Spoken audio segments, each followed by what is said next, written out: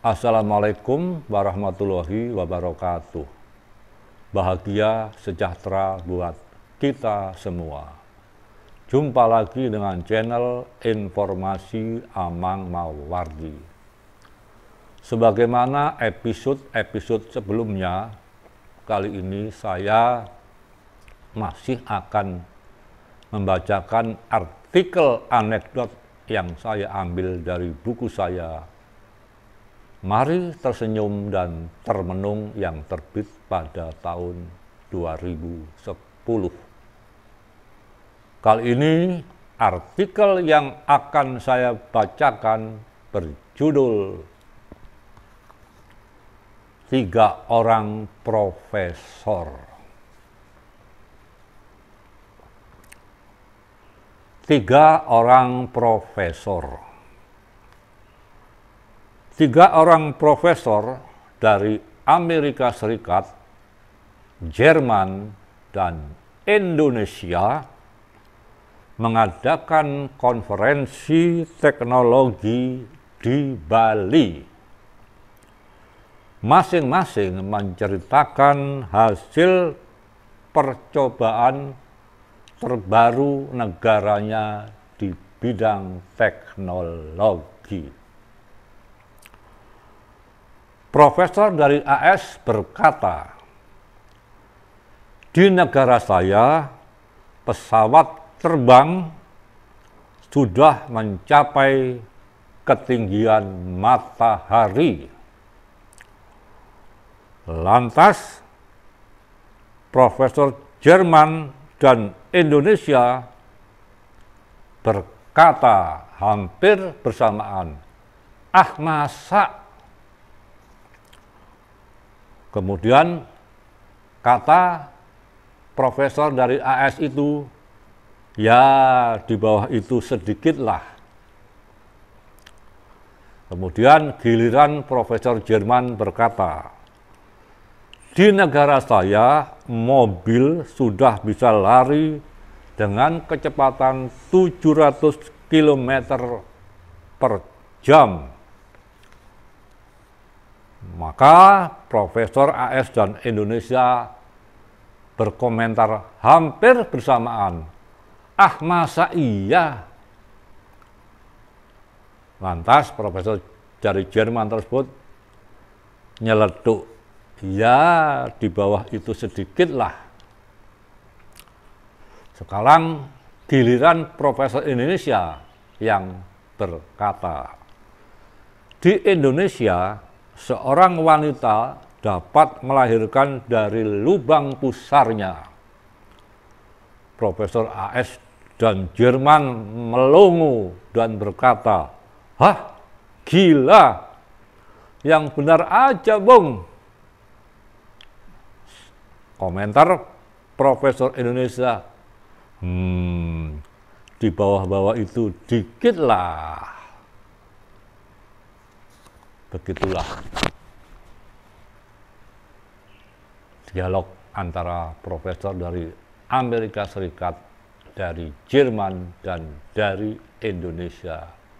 Yang intinya jawabannya adalah, ya, di bawah itu sedikitlah. Tetap tentu akan lain pengertian yang disampaikan oleh ketiga profesor tadi.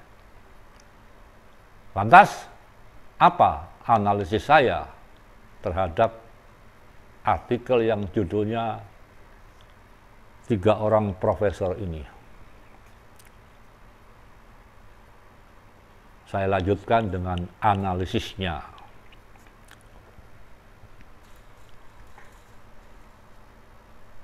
Meski sama-sama bohongnya, namanya saja anekdot, namun setidaknya betapa seriusnya Amerika Serikat menggeluti teknologi angkasa luar yang tadi dinyatakan dengan pesawatnya mencapai ketinggian matahari itu. Sebagaimana diketahui dengan proyek NASA-nya, NASA-nya, AS terus meneliti dan mencari penemuan-penemuan baru di bidang teknologi tersebut, sehingga tidak heran manakala negara kapitalis terbesar di dunia ini orang-orangnya lah yang pertama kali menginjakkan kakinya di bulan. Kalau Jerman, sebagaimana banyak orang tahu, terkenal dengan kepesatan industri otomotifnya. Mobil-mobil berkualitas terbaik di dunia umumnya muncul dari Jerman. Lihat saja Mercedes dan BMW. Bagaimana dengan gambaran Indonesia di bidang teknologi? Nah, ini yang menarik. Dalam konteks di atas, agak gampang mengutak-ngatiknya, menganalisisnya, mengotak-atik gatuknya. Apa benar orang Indonesia hebat dalam teknologi kedokteran, seperti nuansa anekdot tersebut? Atau jangan-jangan mengagumkan dalam dunia supranatural? Coba bayangkan, apa tidak hebat wanita melahirkan melalui lubang sedikit di bawah pusar itu? Bukankah belakangan ini banyak wanita memilih gampangnya dengan melahirkan melalui bedah Caesar? Tapi yang jelas anekdot tersebut mengisyaratkan ketertinggalan Indonesia dalam percaturan ilmu pengetahuan dan teknologi.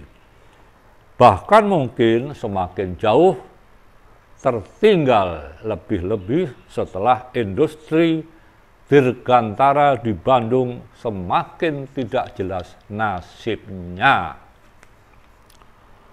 Soal industri pesawat dirgantara yang dulu ditangani oleh Profesor Dr. B.Y. Habibie, itu banyak yang pro dan kontra. Yang kontra melontarkan ungkapan kita belum saatnya beli baby band. Mampu kita masih sebatas kredit mobil kijang. Artinya kebutuhan rakyat masih di seputar perut. Ngapain bikin proyek mercusuar yang menyedot dana APBN yang tak terhitung itu jumlahnya, saking banyaknya. Sementara yang pro menyatakan kita perlu menstimulasi nation karakter building.